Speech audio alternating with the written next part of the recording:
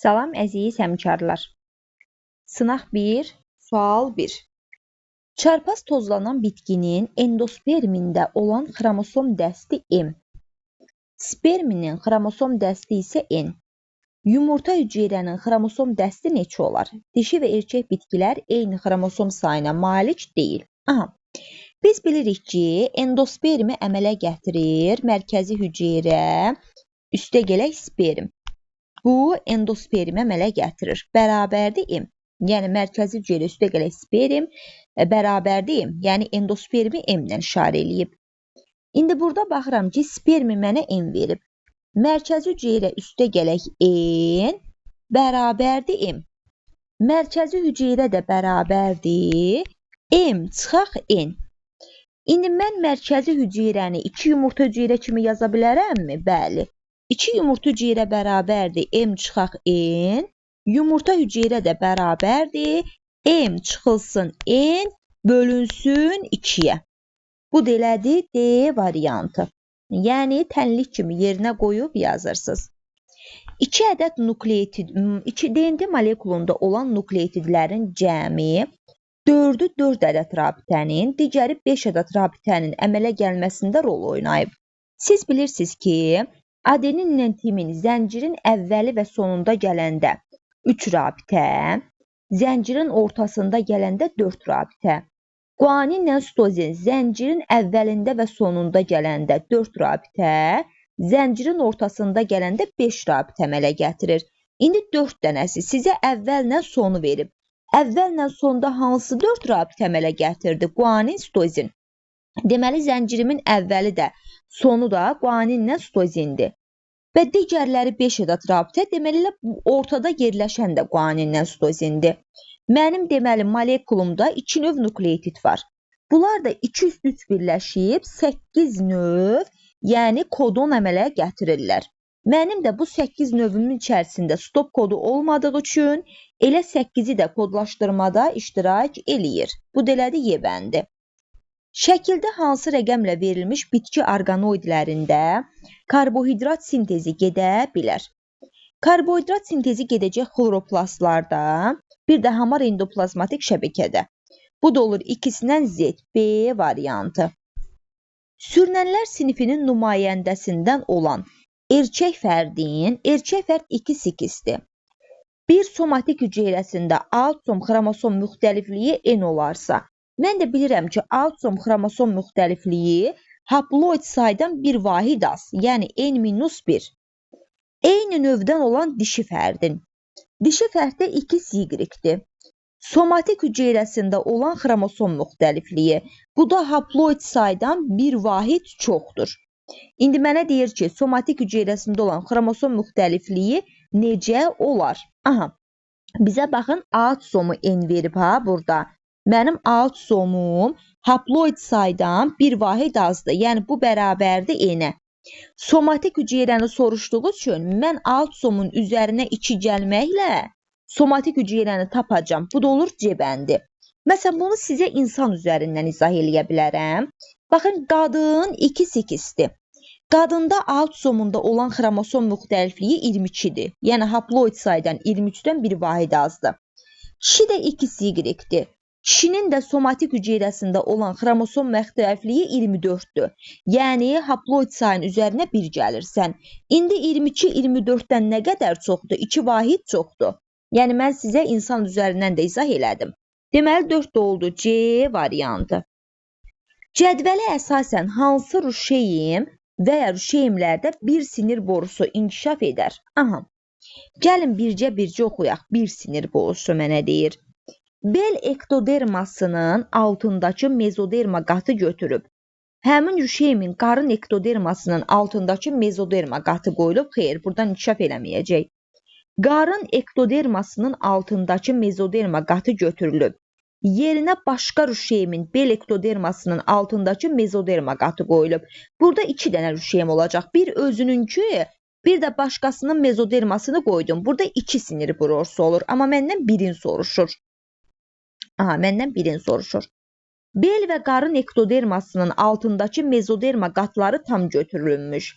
Sonra bel ektodermasının altından götürülmüş mezoderma qatı həmin rüşeyimin qarın ektodermasının altına yerləşdirilib. Burada bir dənə sinir borusu olur. Çünki beli çıxartdı, sinir borusu beldən inkişaf eləyir.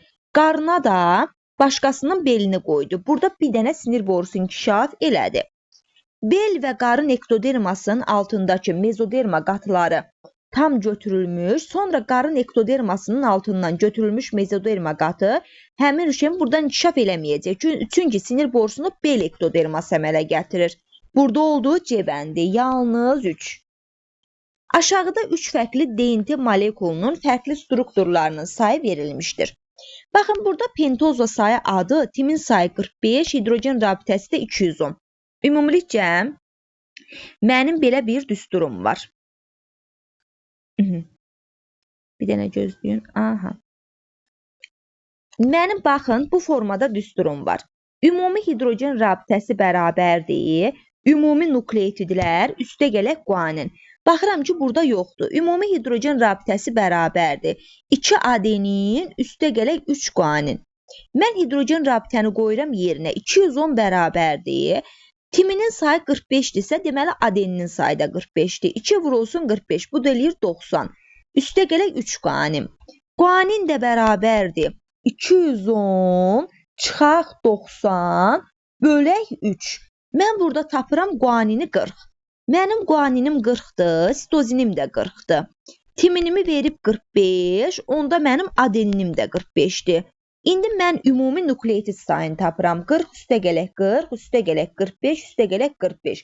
Deməli, mənim 170 dənə nukleotidim var. Anı tapdım. Elə nukleotid sayda pentozamın sayına bərabərdir. Deməli, birincidə oldu 170. Baxıram 2-yə 3-ə. Deməli, 2-də də 170-dir. Hamısını eyni verib. 3-də də 170-dir. İndi mən 2-də hidrogen rabitəmi tapmalıyam. Timinimi verib 75. Mən də bilirəm ki, mənim ümumi düsturum var ki, ümumi hidrogen rabitəsi bərabərdir. Ümumi nukleotid üstə gələk guanin. Buradan guaninim yoxdur axı. Mənim 75 dənə timinim varsa, 75 dənə adeninimdir. Ümumi nukleotid 170-dən çıxıram. 75 timini, 75 adenini. Yerdə qalır mənim, baxın 170 çıxaq, 75 timin, 75 adenin. Qalır 20. Bu 20-nin də 10'u olur guanin, 10'u da olur sitozin. İndi ümumi nukleotidim nə qədərdir? 170. Üstə gələk 10 dənə guanin. İkincini də tapdım ki, burada 180 dənə hidrogen rabitə var. İndi üçüncüyə baxıram. Bu 170'lər öz yerindədir. Üçüncüdə də hidrogen rabitəni də verib, nukleotidi də verib, məndən timini soruşur. Ümumi hidrogen rabitəsi bərabərdir. Ümumi nukleotidlər üstə gələk guanin. 200 bərabərdir. Ümumi nukleotid 170'dir. Üstə gələk guanin. Guanin də bərabərdir. 200-dən 170'in çıxıram, qalır 30. 30 dənə guaninim varsa, mənim sitozinim də 30'dur. Ümumi nukleotid 170'dən çıxıram, 30 guanin, 30 sitozin. Bu deliyir 60. 170'dən 60'ın çıxanda qalır 110. 110'un da 55'i olur məndə timin, 55'i də olur sitozin. Bunu da tapdım 55. İndi yerinə qoyaq. 170 oldu mənim A, hidrogen oldu 180, 55 oldu C. Bu deyilir C variantı. Mən dedikcə o formada yazın, bircə yerinə qoyun.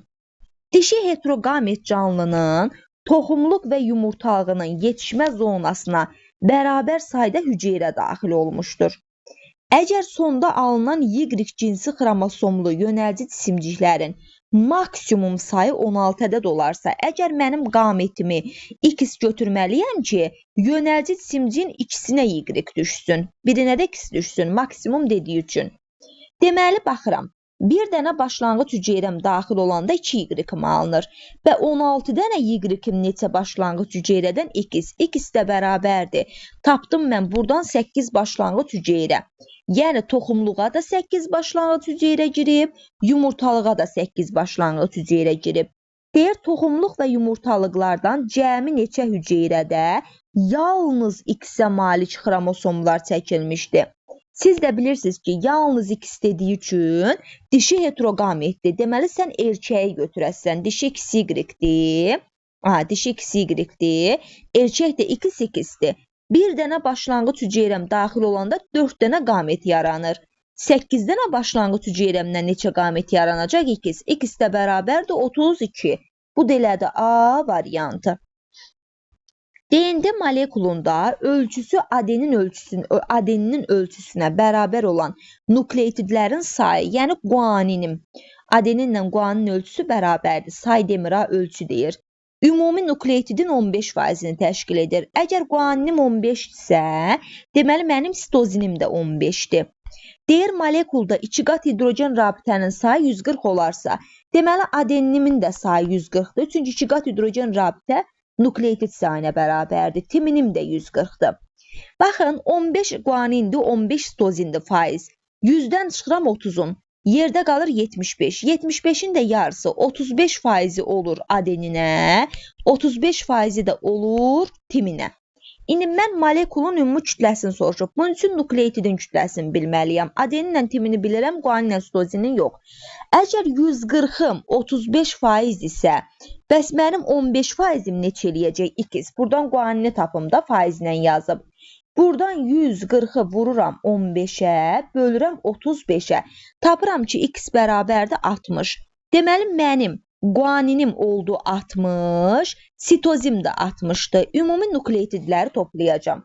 140 adenin var, 140 timin var, 60 guanin var, 60 sitozini var. Mənim cəmi 400 nukleotidim var. Və nukleotidimin, molekulumun ümumi kütləsi deyir. Bir nukleotidin kütləsi də 300 olduğu üçün 400'ü vururam 300'ə. Bu da eləyir 120.000. B variantı.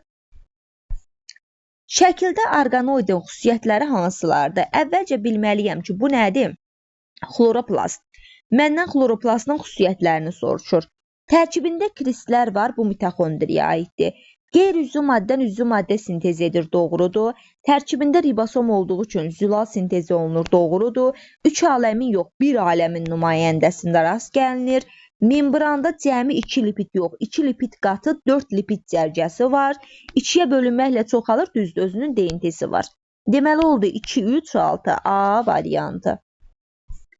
Kütləsi 5268 olan zülalın tərkibində cəmi 51 peptid rabitə var. Görüm nə qədər amin turşum var. N-1 bərabərdir 51, N də bərabərdir 52 amin turşum var. Mən də bilirəm ki, funksional qrup üstəgələk radikal bərabərdir zülalı verir. Zülalımın kütləsi 5268-dir. Məndən radikalı soruşduğu üçün 5268-dən funksional qrupu çıxaram. Hardan alacağım? Mənim belə bir düsturum var. 56-ın üstəgələk 18. Bununla mən funksional qrupu tapa bilərəm. 56 vuraq N amin turşusunun sayıdır. Nə qədər tapdım? 52. 56 vuraq 52 üstəgələk 18. Bərabərdir. 56-nı vururam 52, üstünə də 18 gəlirəm. Bu da eləyir 2930. Təzdən məndən verib zülalın kütləsi 5268. Sıxıram funksional qrupu 2930-u. Yerdə qalan 2338 olur mənim radikalımın kütləsi. B variantı. Kərtənkələnin yumurtağının yetişmə zonasına daxil olan hüceyrələrin bölünməsi zamanı əmələ gələn Y cinsi xromosomla qametlərlə Y cinsi xromosomlu yönəlci cisimciklərin sayı biri-birinə bərabərdir. Deməli, mənim qametim Y-lə başlayıb ki, yönəlci cisimciyimlə biri Y-dir, ikisi X-dir. Gördünüz, mənim Y-lərim bərabər oldu. Qametlə Y. Əgər yetişmə zonanın sonunda 36 yönəlci cisimcik alınarsa, qametlərdən neçəsi erkək fərdin əmələ gəlməsində iştirak edər? Baxın, yenə deyirəm.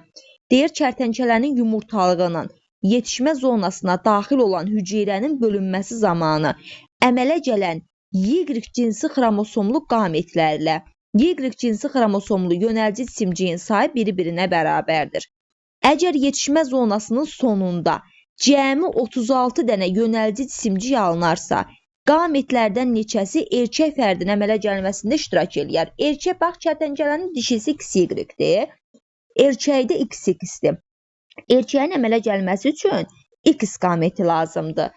Mən də baxıram ki, məndə Bir dənə Y qameti olanda ümumi 3 dənə yönəlci cisimcik yaranıb və 36 dənə yönəlci cisimcik ümumi olarsa neçə dənə Y alınacaq? Yəni qameti X. X də bərabərdir 36-nı bölürəm 3-ə, tapıram ki 12 dənə Y qametim var. 12 dənə Y qametim varsa, deməli elə 12 dənə də Y yönəlci cisimciyim var. Mənim bu 12 dənə Y qametim hamısı dişiyə başlanğıc verir. Erkəyə X verməlidir, X-imdə yoxdur. Deməli, erkəyə başlanğıc verən olacaq 0. Y variantı. Uyğunsuzluğu müəyyən edin. Sinir sistemi ektoderma düzdür. Limfa sistemi mezoderma düzdür. Dərinin pi qatı mezoderma olmalıdır, səhvdir. Qalxına bənzər vəzi endoderma düzdür. Dişinin mina qatı ektoderma düzdür. Tetraploid bitkinin dişiciyi diploid bitkinin tozcuğu ilə tozlandırılmışdır. Bax, test çəkirəm. Bu mənim tetraploidimdir. Orta olacaq mərkəzi hüceyrə 4-in, yumurta hüceyrədə 2-in. Dişiciyin diploid. Deməli, bu da diploiddirsə, spermlər olacaq N. Mayalanmasından. Mayalananda spermin biri mərkəzi hüceyrəni mayalandırır. 5N olur endospermim. Bir düzdür. Biri də yumurta hüceyrəni mayalandırır. 3N olur uşeymim. Məsələn, 4 də düzdür. Meyvənin qabığı ana hüceyrənin xromosomunu daşıyır. 2N yox, 3N yox, 4N olmalıdır. Toxumun qabığı 4N-dir, düzdür. Meyvənin lətli hissəsi, bu da 4N-dir, düzdür. Yəni, ana bitkinin xüsusiyyətini daşıdı. Oldu 1, 3, 4, 5. A variantı. Cədvələ əsasən X-in qiymətini tapın. Sizə deyir ki, İştirak edən hüceyrələrin xromosomların ümumi sayı hansı hüceyrə iştirak eləyir? Mərkəzi hüceyrə, üstə gələk yumurta hüceyrə, bir də 2 dənə spermim. Bunların hamısının xromosom sayı bərabərdir 52-yə. Mənə deyir erkək qametlərdə 16. Bax, mərkəzi hüceyrə, üstə gələk yumurta hüceyrə bərabərdir 52, yəni 2 dənə sperm 16-dır.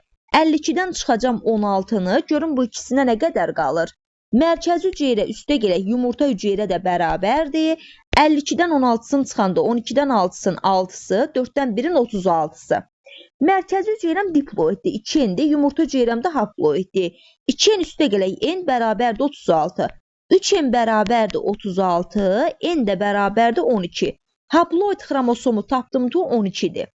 İndi deyir iştirak etməyən, məndə də 5 dənə hüceyrə iştirak eləmir. 12 vurulsun 5 bərabərdir 60. Onlarda da xromosom sayı olur 60. D bəndi. Bir hüceyrədə ribosom orqanoidin aktivliyinin artması. Ribosomun aktivliyi artarsa zülal sintezi olunur. Zülal sintezi olunanda amin turşunun miqdarı azalır. Suyun miqdarı artır.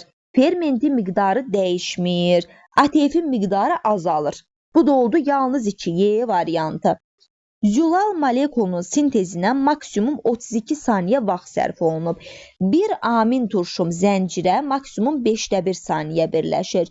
Və 32 saniyə neçə amin turşusu? X. X də bərabərdir. Buradan tapırıq 160 amin turşu.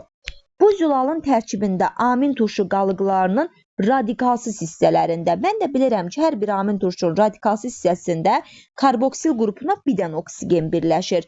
Bir dənə sonuncuda əlavədə bir oksigen də var. Yəni 160 dənə var. Üstə gələk bir də sonuncu bu əlavə birləşmiş oksigeni gəlirəm. Bu deyir 161. D bəndi. Bunu N+1 düsturu ilə də yaza bilərsiniz.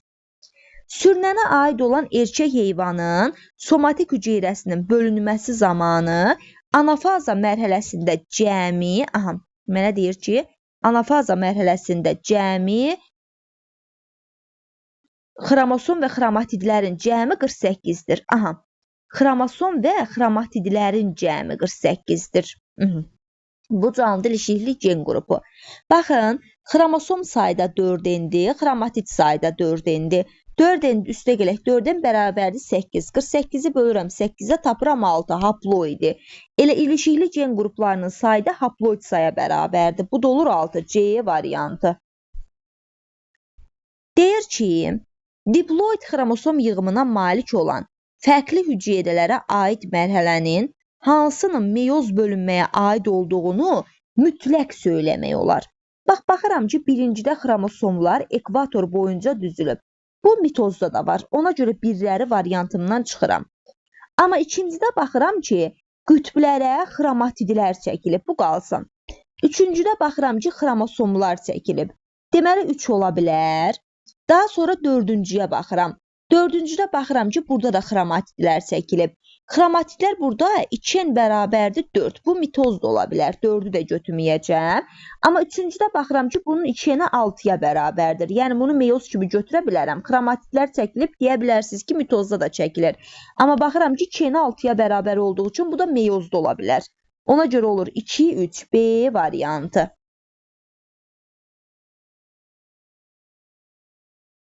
19. Deyir insanda X xromosomu ilə ilişikli olan dominant bir genlə, bax yazıram bura. Məsələn, X oldu böyüyə. Dominant bir genlə ötürülən əlamət haqqında aşağıdakı fikirlərdən hansı doğrudur? Bu əlamət qız uşaqlarına həm ana, həm ata tərəfindən ötürülə bilər. Bəli, qız uşağı X2-dir. X-in birini anadan alır, birini atadan alır. Yəni, ana da ötürə bilər, ata da ötürə bilər. Bir düzdür. Daha sonra qız uşaqlarında bu əlamətin üzə çıxması üçün o mütləq homozigot olmalıdır. Niyə? X böyüyə, X kiçiyə şəklində olarsa, yəni məsələn, ya ana, ya ata verərsə, biri böyüyə, biri kiçiyə. Bu homozigot yox, heterozigot vəziyyətdə də üzə çıxa bilər. 2 səhvdir. Bu əlamətə sahib bir qadının resessiv əlaməti uşağının doğulma ehtimalı yoxdur. Niyə ki? Məsələn, X böyüyə, tutalım X kiçiyə, ana oldu burada daşıyıcı. Ata da X kiçiyə Y, resessivdirsə bu X kiçiyə ilə bu X kiçiyə ilə birləşəndə resessiv əlamətli uşağı doğulur. Ona görə 3 də səhvdir. Burada yalnız bir olur A variantı. Tərkibində 70 nukleotidi olan DNT molekulunun ikiləşməsi zamanı ayrılan və əmələ gələn hidrogen rabitələrin sayı 690-dır. 690-ı bölərəm 3-ə. Ümumi hər zəncirdə hidrogen rabitənin sayını taparam. Bir DNT molekulunda hidrogen rabitənin sayını tapıram. Bir DNT molekulumda 230 hidrogen rabitə var. İndi mənim 70 dənə ADN-im var. Ümumi hidrogen rabitəsi bərabərdir 2 ADN-in üstə gələk 3 qanin düsturundan yerinə qoyub nukleotidlərimi tapmalıyam. 230 bərabərdir. 2-ni vuraram 70, ADN-ni verib 70, 140, üstə gələk 3 qanin. Buradan da qanini tapanda qanin bərabərdir. 230-dan çıxıram 140-ın, bölürəm 3-ə. Bu da eləyir 30. Mənim 30 dənə qaninim var. Sitozinim də 30-dur. ADN-nim 70-dir. Timinim də 70-dir. Bunları mən nukleotidi tapacağam. 30 üstə gələk 30, üstə gələk 70, üstə gələk 70. Mənim cəmi 200 nukleotidim oldu. İndi deyir pentoza və fosfat turşu qalıqları arasında olan rabitələrin cəmi. Hər ikisi M-1 düsturu ilə hesablanır. Yəni M-1 bərabərdir. 200-dən birini çıxıram, yerdə qalır 199 dənə pentoz arasında olan rabitələr, 199 dənə də fosfat arasında olan rabitələr var. Bunun da cəmi 9, 9, 18, 9, 9, 18, bir də yadda 19, 2, bir də yadda 3. Bu delir 398, Y variantı. Aşağıdakı qrafikdə bir məməli heyvanın ana yumurta hüceyrəsində meyoz bölünmə zamanı bəzi dəyişikliklər göstərilmişdir. Aha. Məndən nəyi soruşur? Bəzi dəyişikliklər göstərilib. Deyir, yanlışı soruşur. Baxıram, bir baxağın gəlin yanlışa. Deyir ki, ikinci qrafikdə dəyişmə profaza mərhələsində baş vermişdir. Baxıram ki, iki sentriol arasındakı məsafə artıb. Bəli, profaza mərhələsində xromosomlar nüvə qılafı əriyir, xromosomlar sərbəst qalır. Ona görə məsafə arta bilər. 2 düzdür. İkinci qrafikin dəyişməsinin baş verdiyi fazanın sonunda nüvə qılafı əriyir. Bəli, profazada olduğu üçün. Üçüncü qrafikin dəyişməsi anafaza 2-də baş verir. Baxıram ki, iki qardaş xromatidlər arasında məsafə ayrılıb. Bəli, xromosomlardan xromatidlərin biri bir qütbə, biri bir qütbə çəkilir. Düzdür, 3-də. Birinci qrafikin dəyişməsi zamanı homoloji xromosomlar biri-birindən uzaqlaşır. Baxıram ki, sentriol arasında, xromosom arasındakı məsafə azalıb. Deməli, qütblərə çəkilmə baş verib də. Bu anafaza mərhələsidir ki, xromosom sentriola yaxınlaşır. Deməli, D də doğrudur. Birinci qrafikdə olan dəyişmə telofaza 1-də baş verir, səhvdir. Bu anafaza mərhələsidir. Olduğu Y bəndi. Zülal molekulunun tərkibində N sayda amin turşu olarsa, Bu molekulun tərkibindəki amin turşu qalıqlarının radikalsız hissələrinin karbon və oksigen atomları arasında cəmi neçə rabitə var? Bax, sizdən oksigen atomunun sayını soruşmur, ha? Rabitəni soruşur. Bax, karbonla oksigen arasında görsən 2 rabitə var. Deməli, mən ümumi nukleotidimin sayına vuracam 2. Bir də sonuncuda 1 rabitə olur, görürsən? Sonuncunda üstünə gələcəm. 2-nin üstə gələk 1. Bu deyilir A variantı. Fotosintezin gedişinə təsir edən amillərdən hansı xarici amillərdir? Məsələn, burada verib 1. İstifadə edilən elə suyun miqdarı xaricidir. Yarpaq səthinin sahəsi, xlorofilin miqdarı, fermentin miqdarı, ağızcıqların miqdarı daxili amillərə aiddir. Bir polipeptid zəncirinin sintezində iştirak edən məlumat elentində 120 nukleotid var. Mən bilirəm ki, 3 birləşib kodon əmələ gətirir. 120-ni 1200-ü bölürəm 3-ə, tapıram 400 dənə kodon. Deməli, mənim məlumat elentimdə 400 kodon var. Nəqliyyat elentimdə bunun bir dənə stopu nəqliyyatda olduğu üçün, yəni yoxdur da, nəqliyyatda stopdur. 400-dən çıxıram birin, yerdə qalır 399 dənə nəqliyyat. İştirak edən amin turşularının sayı, elə iştirak edən amin turşunun sayı da nəqliyyat elentinin sayına bərabərdir. 399. Biosintez zamanı əmələ gələn suyun miqdarda çıxırsınız sizdə. Ya amin turşusundan bir vahid az. 398 molda su ayrılır. 400, 399, 399, 398. Bu delədir C variantı. DNT molekulunun bir hissəsində nukleotidlərin cəmi N ilə işarə etsək, bir zəncirdə olan azot əsası, karbohidrat və ortofosfat. Bir dənə nukleotidimdə bir dənə azot əsası var. Bir dənə ortofosfat var, bir dənə də karbohidrat var. Bu deyilir 3N. Bunun da yarısı bir zəncirə 1/5N düşəcək. Bu deyilir A variantı. Qrafiklə hansı azotlu əsas guanindir? Guanin 2 halqadan ibarətdir. Baxıram, biri Y-də var, biri X-də var. Bir dənə də oksigeni var. Bu olacaq X. Y-in oksigeni olmadığı üçün bu adenindir. Deməli oldu C variantı. DNT-də zülal kodlaşdıran müəyyən hissəsi verilmişdir. Bu hissəyə əsasən, bax bu DNT-nin zənciridir. Əvvəlcə məlumat elentini tap. Timinin qarşısında duracaq adenin, adenində urasil, urasildə sitozin, sitozində guanin. AUG-ni tapdım, startımda. İndi bunun qarşısında nəqliyyatı tapmalısan. Adeninin qarşısında urasil, urasildə adenin, guanində sitozin. UAC, deməli birinci olacaq P. Elə baxıram ki, bir dənə P ilə başlayan Y variantıdır. Buradan biləni də düzsəz, biləsiz.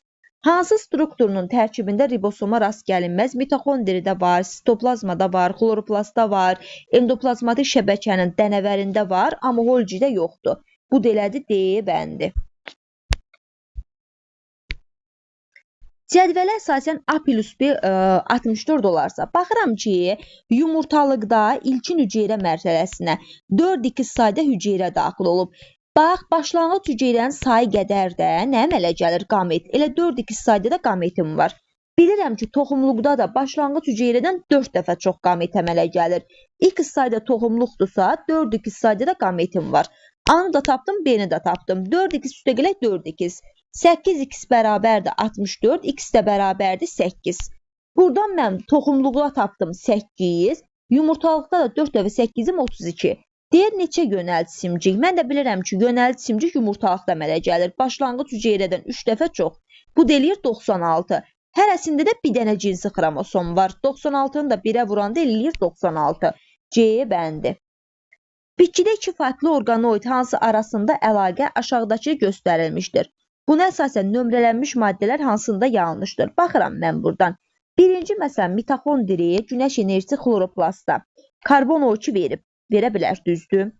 Daha sonra ikinci, su verə bilər, düzdür. Məsələn, baxıram ki, xloroplast 3 glikoza əmələ gətirir, düzdür. Sonra oksigen əmələ gətirir, düzdür. Amma ATF mitoxondri sintez eləyir, axı səhvdir. Bir də bir hüceyrə özündə olan ATF digərinə vermir. Bəzi amin turşularını kodlaşdıran verilmişdir. Deyir, camal ola bilməz. Məsələn, birinci kodum kod ardıcıllığı deyir. Ha, DNT tapmalıyam, diqqətli olun. AUG-dir. Bunun qarşılığı nə olub DNT-də? Adeninin qarşısında deməli timin olub. Urasildə adenin, guanində sitozin. Baxıram ki, tas hamısında var. Üstündən xətt çəkirəm. Sonra A-ya baxıram. İkinci kodana. Məsələn, sitozinin əvvəlində nə olub? Guanin olub. Sitozində guanin olub. Urasilin də komplementarı adenin olub. Q-Q-A. Guanin, guanin nədir? Baxıram ki, 2-də var. Sonra buradan baxıram, məsələn, 2-də var, digərlərində yoxdur. Qoy bunları belə-belə eləyim ki, mənim yadımda qalsın. Q-Q-A. Məsələn, guaninin qarşısında nə olub? Sitozin olub. Sitozində guanin olub. Adenində də olub timin. S-Q-T. Baxıram ki, A-da var. Onu da üstündən xətt çəkdim. Sonra üçüncüyə baxıram. Guanində olub sitozin, sitozində olub guanin, urasildə olub adenin. Deməli, burada adenin komplementarı dimindir də. S-Q-A da var. Deməli, yeni də üstündən xətt çəkirəm. Məsələn, buradan S-Q-U-ya baxıram. Guanin olub, bunun komplementarı. Guanində sitozin olub. Urasildə də adenin olub. Baxıram ki, 2 burada da var. Bunlar tamamlandı. Gördünüz? D variantında birinci var, heç ikincidən uyğun gəlmir. Deməli, D variantı camalı kodlaşdıra bilmir. Daha sonra cədvələ əsasən X-in yerinə yazıla bilər. Yumurta hüceyrəsi tam bölünmür. Tam bölünənə neştərçələr, dərslikcanlar, bir də alim əməllərdir. Tam bölünmür, sürfə mərhələsi olmur, bu da olur kərtənkələ. Y variantı. Aşağıdakı cədvəldə xüsusiyyət verilən X, Y, Z orqanları ilə bağlı fikirlərdən hansı mütləq doğrudur? Baxıram, eukariotdur, ATF sintez edə bilər, nuklein turşuda. Bu xloroplast ola bilər, mitoxondri də ola bilər. Digər X orqanoidi mitoxondridir. Mütləq dediyi üçün mən bunu xloroplast kimi də götürə bilərəm. Ona görə C-ni çıxıram. Y-a baxıram ki, eukariotda da var, prokaryotda da var. ATF sintez eləmir, nuklein turşusuna malikdir. Hər iki aləmdə olan ribosomdur. Y orqanoidi zülal sintezi həyata keçirir, mütləq doğrudur D variantı. Verilən əlamətlərdən hansı həm mitoz, həm meyozda rast gəlmək olar? Sonda əmələ gələn hüceyrə sayında xromosom sayı 2 dəfə azalır, meyozdur. Sonda əmələ gələn hüceyrənin xromosom sayının 2 dəfə artması anafazadır, götürmürəm. Bölünmədən əmələ gələn hüceyrənin uzun ömürlü olması mitozdur. Bölünmə vətəninin yaranması, bəli. Karyogenezin baş verməsi, bəli. Xromatitlərin qütblərə çəkilməsi, bəli. Bu da eləyir 4, 5, 6, B variantı. Diploid xromosom yığımlı canlının 4 somatik hüceyrəsi. 4'ü vurur 2 eləyir 8'in. Somatik diploiddir və 2 qameti. Üstə gələk 2'in. Bərabərdə 10 qamet haploiddir 10'in. Məndən də alt somu soruşduğu üçün həmişə N'in qarşısındakı rəqəmi çıxıram. N çıxaq 10. Bu da eləyir C bəndi. Erkək arının spermatozoidin. Erkək arı partogenez yolla əmələ gəlir, yəni mitoz bölünmə nəticəsində əmələ gəlir. İpliklərin əmələ gəlməsi mitozda var, xromatitlərin ayrılması var, nüvə pərdəsinin əmələ gəlməsi var, homoloji xromosomların yaxınlaşması meyozda da götürməyəcəm. Hüceyrənin boğumlanaraq 2'yə ayrılması da var. Zülal molekulunun hansının monomeri eyni növdür? Məsələn, zülal 20 növ amin turşusundan əmələ gəlib çıxıram. Nəqliyyat rentesində adenin, guanin, sitozin, urasil ola bilər. Ribosom rentesində də ola bilər. DNT-də adenin, guanin, sitozin, timin ola bilər. Amma nişasta əmələ gəlməsi eyni növ monomerlərdən əmələ gəlir. Toxumluğun yetişmə zonasına daxil olan bir hüceyrənin sonda əmələ gələn spermatozoidlərində cəmi 36 autosom var. Mən də bilirəm ki, sonda 4 dənə qamet əmələ gəlir. Bu olur 4'in. 4N'in qarşısındakı rəqəmi çıxıram. 4'ü autosomu tapmalıyam. Bərabər eləyirəm 36'ya. Bu da eləyir 4N bərabərdir 40, N də bərabərdir 10. Tapdım ki, spermatozoidimin birində xromosom sayı 10'dur, haploid. Bağırsaqda diploiddir, 2N'dir. Qoyuram yerinə 2 vuraq 10, bu da eləyir 20. B bəndi. Çoxhüceyrəli heyvan orqanizmində rast gəlinəcək struktur, əlbəttə ki, yalançı ayaqlarla mifobrillər çoxhüceyrəli heyvan orqanizmində əmələ gəlir. Üst-üstə yığılmış hamar və yastı lövhə şəkilli boşluqlardan və onlardan çıxan kanalcıq və bunların uc hissəsində yerləşən qovuqçuq hansıdır? Holgi kompleksidir. B bəndi.